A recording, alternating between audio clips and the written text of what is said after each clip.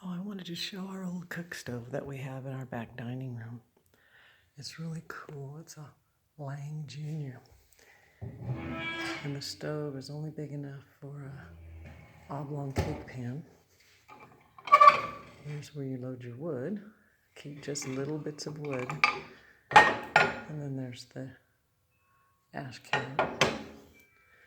And on top it has, it's cast iron. It has 3 grills. So you can remove and add there.